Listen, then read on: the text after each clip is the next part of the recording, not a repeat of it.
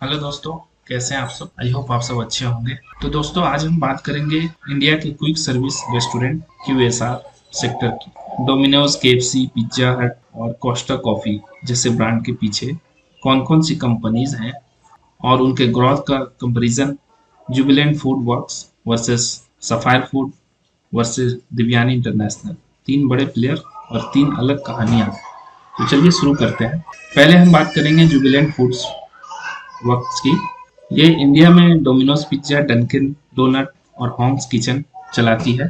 दूसरा है sapphire foods. ये केएफसी और पिज्जा हट के बड़े फ्रेंचाइजी पार्टनर है इंडिया और श्रीलंका में। तीसरा है दिव्यानी इंटरनेशनल। ये भी केएफसी, पिज्जा हट और कोस्टा कॉफी चलाती है और इंडिया की सबसे बड़े फ्रेंचाइज ऑपरेटर में से एक है।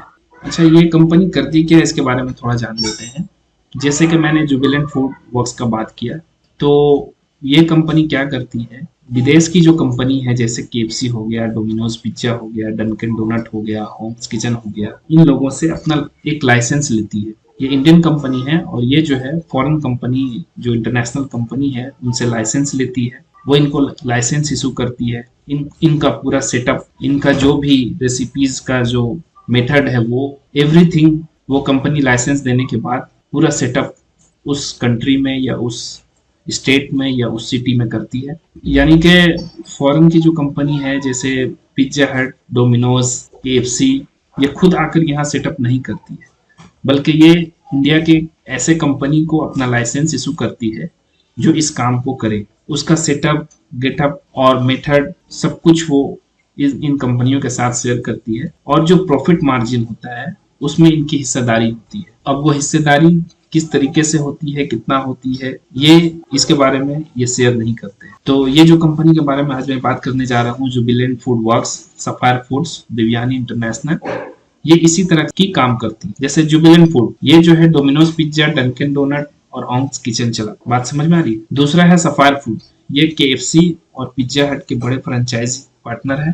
मतलब इंडिया और श्रीलंका में सफायर फूड जो है वो केएफसी और पिज्जा हट के बड़े फ्रेंचाइजी है। मतलब इन्होंने लाइसेंस ले रखा है केएफसी और पिज्जा हट्स का और वो सारा कुछ वो इनको देते हैं और ये जो है इस कंट्री में और श्रीलंका में जो है वो अपना बिजनेस चलाती है और प्रॉफिट शेयर करती है। तीसरा है दिव्यानी इंटरनेशनल। ये भी केएफसी, पिज्जा हट और कोस्टा कॉफी चलाती है और इंडिया के सबसे बड़े फ्रेंचाइजी ऑपरेटर में से एक है दिव्यानी इंटरनेशनल। इनका भी काम वही है जो सफायर फूड्स का है। जुबिलेंट फूड्स जो है वो सिर्फ डोमिनोज पिज्जा, डंकिन डोनट और हॉम्स किचन चलाती है। अब इनकी थोड़ा पहले मैं जुबिलेंट फूड के बारे में बात करता हूँ, इसके स्टॉक्स के बारे में। तो जुबिलेंट फूड का प्रॉफिट एंड रेवेन्यू क्या है वो देख लेते हैं। जुबिलेंट फूड का नेट प्रॉफिट 91.8 करोड़, नियरली 60% का ईयर ऑन ईयर जंप है। नेट प्रॉफिट 91.8 करोड़ का है।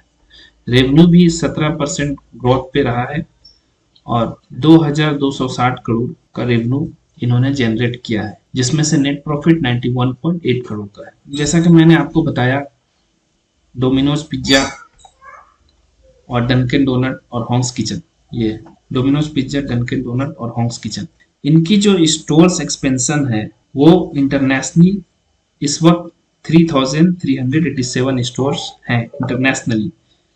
इन्होंने हाल ही में 71 स्टोर्स और खोले हैं।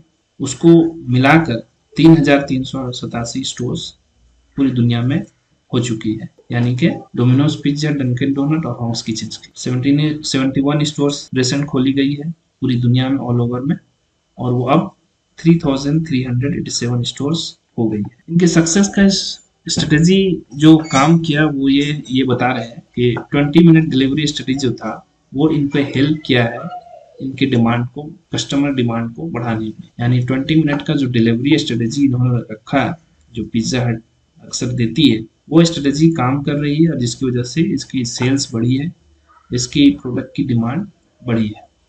तो आप देखें जुबिलेंट फूड का नेट प्रॉफिट और रेवेन्यू तो बहुत अच्छा है।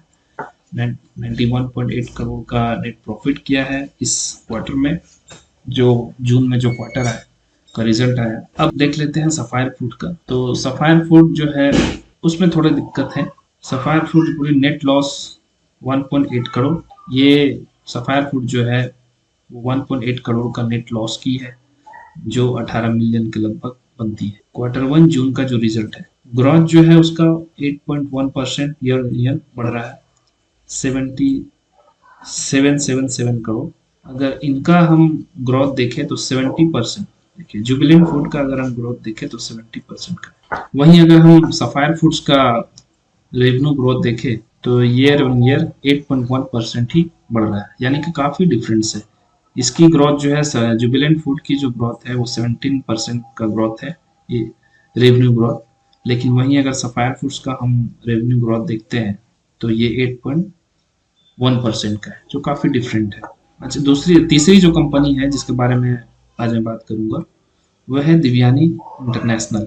प्रॉफिट जो है इसका क्रैश हो चुका है 87 से 88% ईयर ऑन, जस्ट 3.7 करोड़, यानी कि इनका प्रॉफिट जो है बिल्कुल कम होता जा रहा है। जस्ट जो रिजल्ट आया है Q1 जून का, उसमें 3.7% ही प्रॉफिट बना है। रेवेन्यू इसका बड़ा है, सेल्स बड़ी है, लेकिन यहाँ पे देखें revenue rose 11.1% year on year to 1357 crore, यानी कि रेवेन्यू तो बढ़ा है इसका, लेकिन प्रॉफिट जो है वो क्रैश कर रहा है 87 से 88% ईयर ऑन ईयर। क्यों ऐसा हो रहा है? क्योंकि ये but heavy ad spend and big discount eroded margin to 50.1% from 18.3%। ऐसा क्यों हो रहा है? क्योंकि ये हेवी एड चला रहे हैं, एड पर इनका पैसा बहुत खर्च कर रहे हैं और हेवी डिस्काउंट दे रहे हैं, जिसकी वजह से इनकी जो प्रॉफिट है वो क्रैश कर चुकी है। अब हम इसको एक एक कर एनालाइज करेंगे।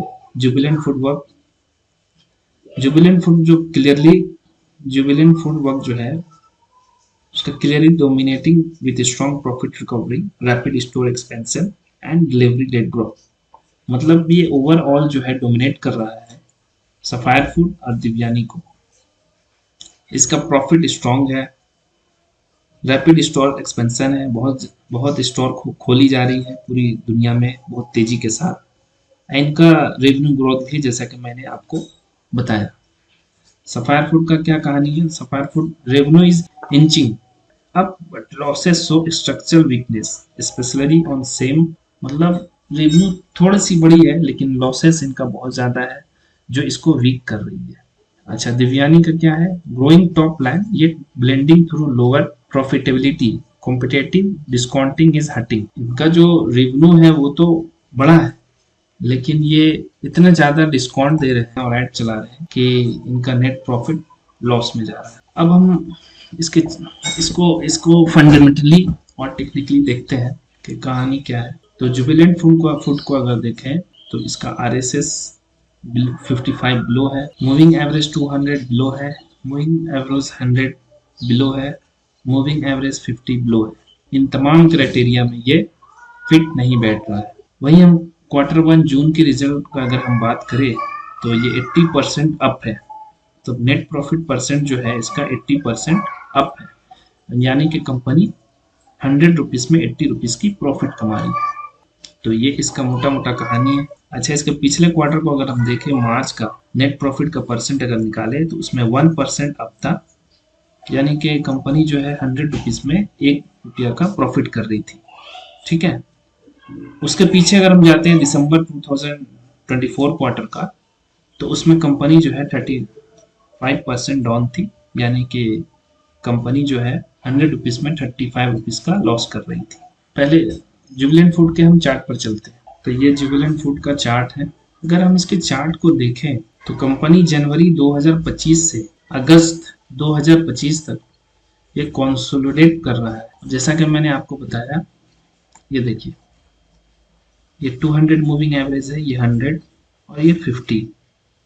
इन तमाम मूविंग एवरेज के नीचे है ये स्टॉक, और जैसा कि मैंने आपको बताया RS 55 के भी नीचे है। लेकिन इसका प्लस पॉइंट ये है कि ये 80% नेट प्रॉफिट परसेंट जो है वो अप है इसका, यानी कि कंपनी 100 रुपीज में 80 रुपीज की प्रॉफिट कमा रही है। सिर्फ ये क्राइटेरिया में ये फिट हो रही है, बाकी सब इस वक्त चारों क्राइटेरिया में नीचे है। तो हम इसमें क्या कर सकते हैं? इसमें हम वेट एंड वॉच कर सकते हैं। इसमें हम ना ही अभी ट्रेडिंग सेटअप करेंगे और ना ही हम इन्वेस्टमेंट करेंगे। इसको हम वेट एंड वॉच करते हैं। जैसे ही ये RS 55 के ऊपर आता है, अपनी मूविंग एवरेज 200, 100 और 50 के ऊपर आता है, तो फिर हम इसमें जो है पोजीशन बनाने की सोचेंगे, इन्वेस्टमेंट करने का हम प्लान करेंगे। तीसरा जो स्टॉक है वो है सफायर फूड।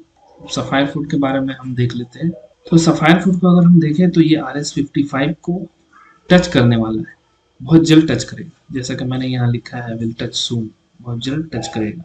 अच्छा, मूविंग एवरेज 200 के ऊपर है, मूविंग एवरेज 100 के ऊपर है, मूविंग एवरेज 50 के ऊपर है। ये तीन क्राइटेरिया में ये फिट कर रहा है। लेकिन ये चौथा जो क्राइटेरिया है RS 55 का, वो उसके अभी ये नीचे है, लेकिन बहुत जल्द वो टच करने वाला है। अगर हम इसके Q1 जून का रिजल्ट नेट प्रॉफिट का परसेंट निकाले तो ये 192% डाउन है। यानी कि ये एक बहुत खराब सिचुएशन है इस स्टॉक्स का।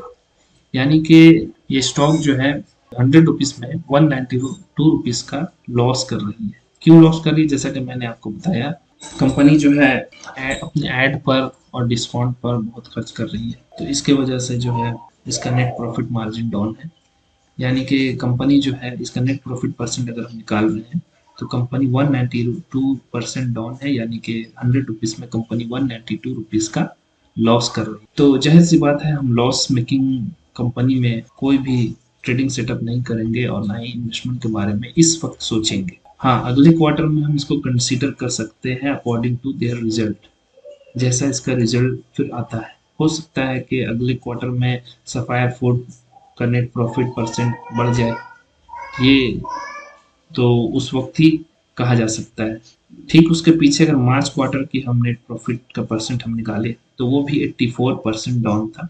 यानी कि मार्च का जो क्वार्टर का रिजल्ट आया था उसमें भी जो है कंपनी जो है 100 रुपीज में 84 रुपीज का लॉस कर रही थी। ठीक उसी तरह अगर हम उससे पिछले क्वार्टर का देखें, दिसंबर 2024 का, तो इसमें कंपनी का जो नेट प्रॉफिट परसेंट था वो जबरदस्त था।